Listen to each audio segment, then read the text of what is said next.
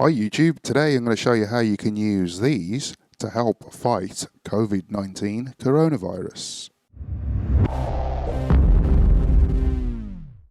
Okay folks, so to start off, there's a website called Folding at Home. For those of you that used to have one of the earlier iterations of the PlayStation 3, you'll remember that there was an app on there called Folding at Home. It was called Folding Life or something else. I can't remember what it was called now.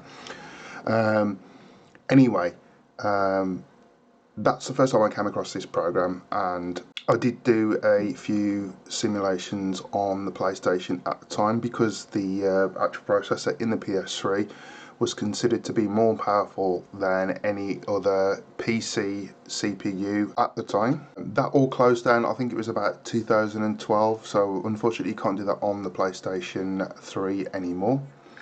Anyway, going back into this, basically Folding at Home, what it does, it simulates the folding of proteins, and that is to help do computer simulated research at a faster rate than you can actually do in the lab, to try and find cures for different things.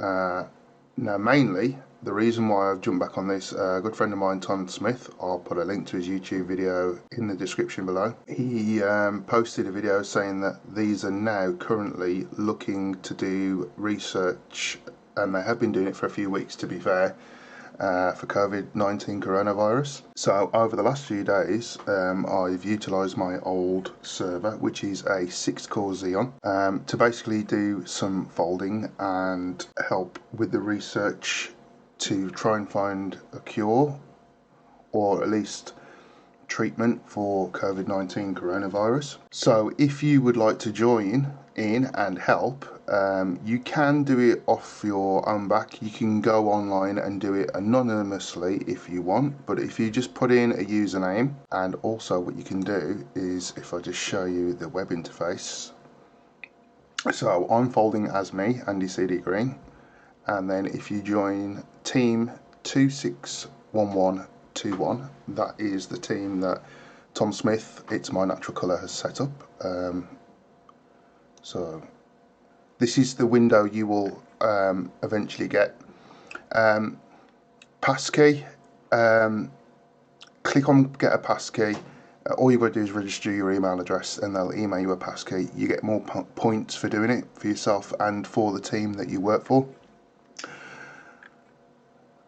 So if I just come back out of that, as you can see at the moment, I've told my CPU, which is a 6-core, to stop once it's finished doing the current simulation. So that has now stopped. The GPU is still going. In this particular system, I've got a GeForce GTX 1650, and the reason I went for that is it's the fastest card you can get, where it doesn't require additional 6-pin PCI-E power, because although I could use an adapter, this server does not actually have a 6-pin PCI-E power cable in it off the power supply. You do have to purchase them separately, and because it's a proprietary cable, they're a lot of money. We're talking about 70 quid for a cable, which is ridiculous really. So this server is about 10 years old. It initially came with a 4-core Xeon. I managed to pick up a 6-core Xeon for about £12 off Facebook Market page about 12 months ago. I put that in and I just reused the heatsink with the thermal paste that was on it because I didn't have any, and I know a lot of you are going to tell me off for doing that. You shouldn't really do that. So what I've done now is I've managed through the powers of eBay to get myself an identical CPU, because this motherboard does have dual CPU sockets, another heatsink, and also some thermal paste, as you've seen. So what I'm going to do is I'm going to install them, but before I do that, just going to have a look at the current stats here. Let's refresh the page. Okay, so here is Tom's team, It's My Natural Colour. At the moment, there are a lot of people working on this.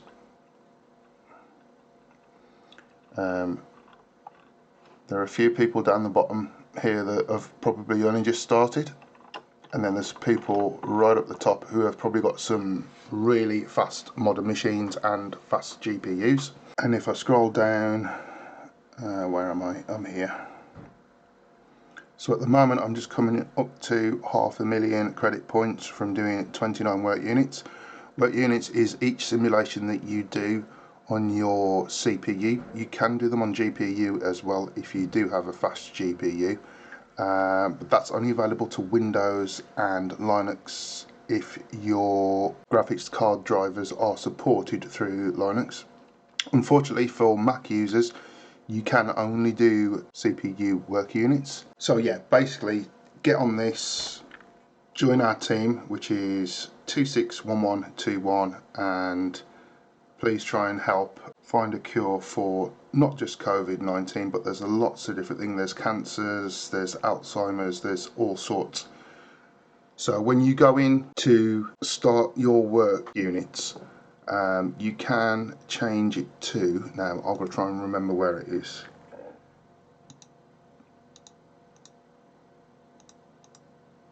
Right, so here we've got cause preference NA, Alzheimer's, cancer, Huntington's and Parkinson's. If you click NA, then it does the research needed for COVID-19 as well. Okay, so enough of that. Let's get on to the PC upgrade. Okay, so here we are on the internals of the computer itself. What I need to do first before we do anything is pull the power cable out the back of the machine. And once you've done that, just hit the power button anyway. I know it's not going to power up, but what you will do is take out any of the small residual charges that still may be in capacitors. So hopefully there'll be no power within the board now. And as you can see, we have memory here and we have the first CPU just here. So obviously they're going to be pretty much left alone, and we're going to install the identical CPU in this socket, and what we're going to do is move some of the RAM over to these slots here because each CPU does need its own RAM. Now I have got 3 8GB sticks in here, and there's also 6 2GB sticks as well. So I'm going to move the 6 2GB sticks to this one, so there will be 24 in total here and 12 here. I will balance that out eventually.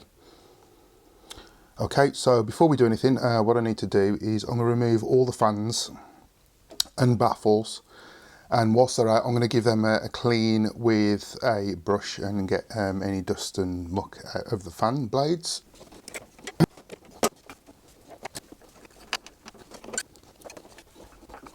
Okay, so that's all the fans and baffles out now. Some of them were a little bit difficult to move. So next, what we're going to do is we'll take this original heatsink out as well, because we're going to clean that up and put new thermal paste on. So each side there are some press down levers. Just press them down and release the heatsink, like so. And as you can see, there wasn't really much thermal paste on there,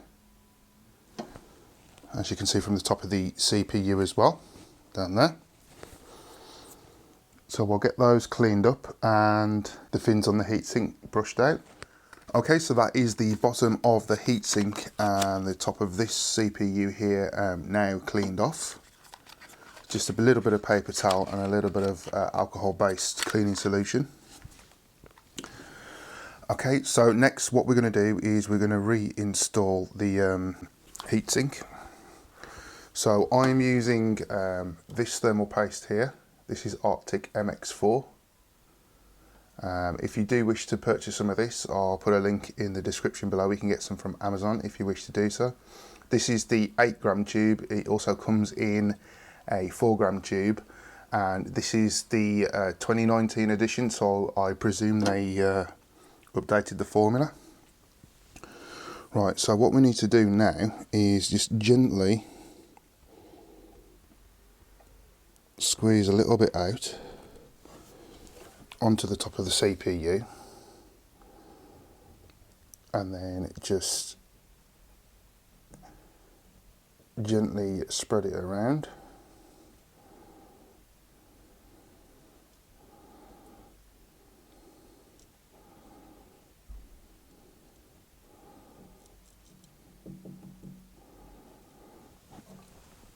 Now when you put the heatsink on, that will spread it out because the spring clips on these heatsink are, well, the spring clips that hold the heatsink down are quite powerful.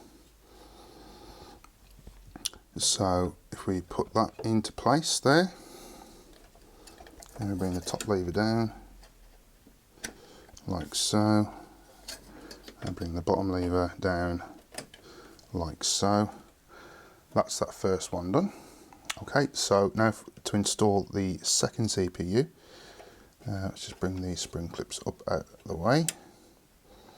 There is a third spring clip here. This is the one that holds the processor in place. So we need to get rid of this little protective cover there for the processor socket, because we're not going to be using that. And we'll just get the new processor.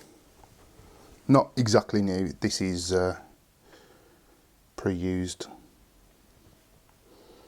Now I'm not sure if you can make it out on the camera.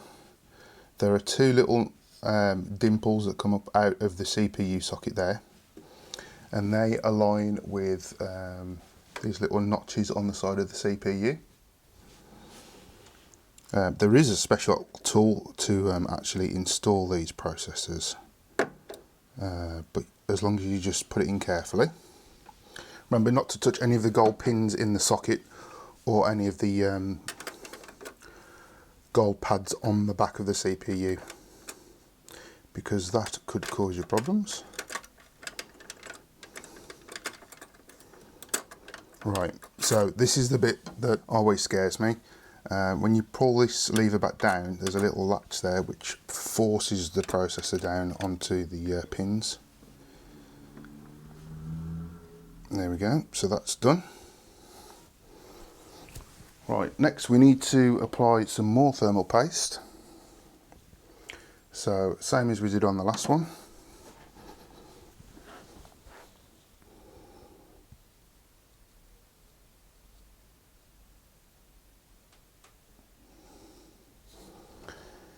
And then we'll just try and spread it out a little bit.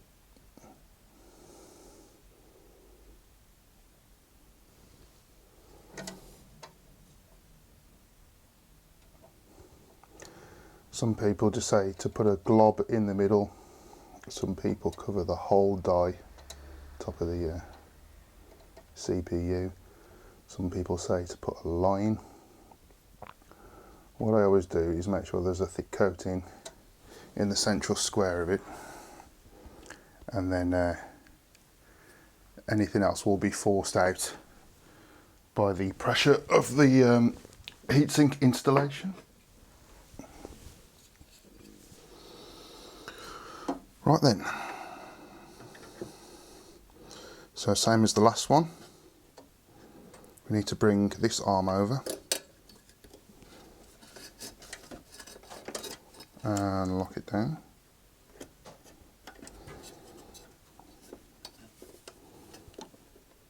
And the same on that one.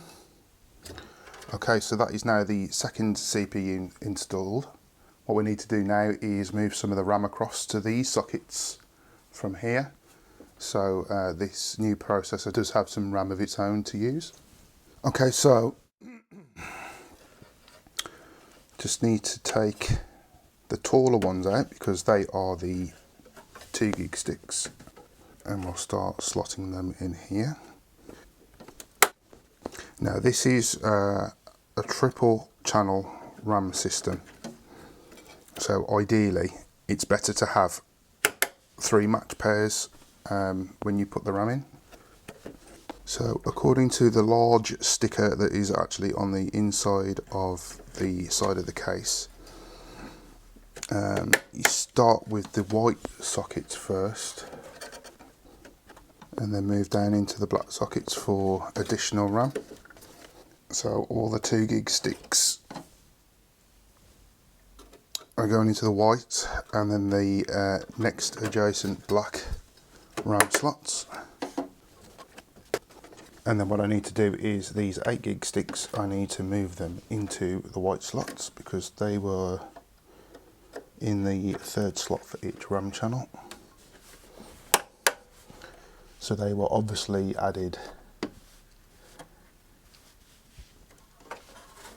as an upgrade at a later date.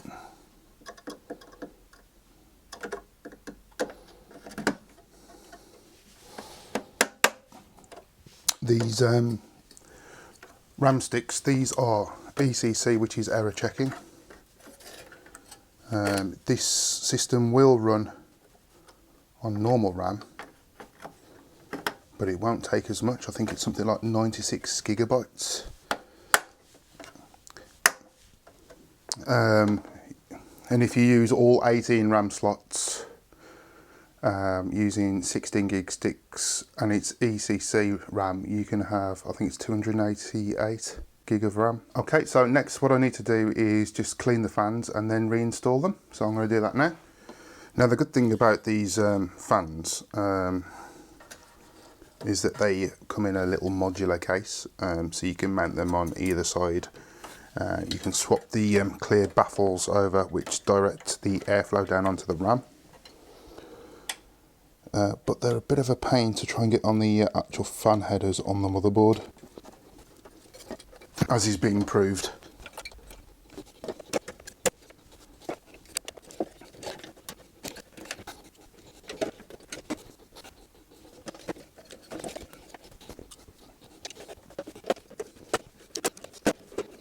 Right, there we go. We got there in the end. I'm not sure what's more difficult, trying to get them out or trying to get them back in.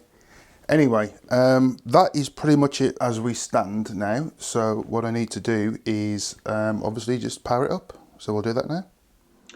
Okay folks, we're back on the desktop. It's been at least a week since I did the last segment in the video. As you can see, I've earned 1.5 million points towards Team-IMNC, and that is Team 261121, as I've said previously. Bringing up hardware monitor, we can now see that we've now got the two 6-core processors running, so that's 12 cores, 24 threads in total. So the first section here are the first 6 cores, and there's the temperatures that they're running at, and the first 12 threads, that's the percentages that are currently running at whilst folding. And we've also got the clock core speeds there. And then for the second CPU here, we've got the temperatures again, the utilization, and the clock core speeds again. And just scrolling down to the graphics card, as I've said previously, GTX 1650 in this machine. The GPU is running at 60. It hasn't really gone anywhere too much above 60 degrees. The GPU is running at 100%. And it's only using 15% of the 4 gigabyte memory buffer that it has. So yeah, that's it. That's pretty much it. Everything's working as it should. The machine's great. I have played a couple of games since, nothing too taxing, but for example World of Warcraft runs 1080 on full settings, no problem, 60 frames per second. It's limited to with vertical sync on. And the only time it does drop is like if you go to somewhere that's really busy with lots of other characters in, say like in the middle of Stormwind. But apart from that, it runs brilliantly. So I'm gonna hopefully download some more games and see how I get on with those. But yep, I'd just like to say thanks for watching. Before I do go, remember, if you can check out Folding at Home, it's foldingathome.org. Just download the software. You can set it to run while you're working or only when you're idle, and light, medium or full. If you are running it on a laptop, please try and elevate the laptop, don't block any of the vents, because obviously the CPU and possibly the GPU, if it's supported in your laptop, will be running almost 100%, so it will get warm and the fans will kick in, so it will need ventilation.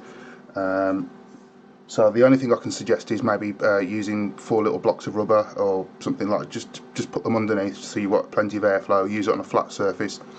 Or if you have got one, if you've got one of those aluminium laptop trays, which is like a massive heatsink with a fan in, just grab one of those and you should be fine. Yep, don't forget, put your name in when you set it up. I'll bring the window up one more time. Put your name in. T number is 261121, and then obviously if you register for a passkey, put that in as well, because you will get more points for doing it. And as usual, thank you very much for watching. Please don't forget to comment, like, subscribe, and share this video with everyone you know.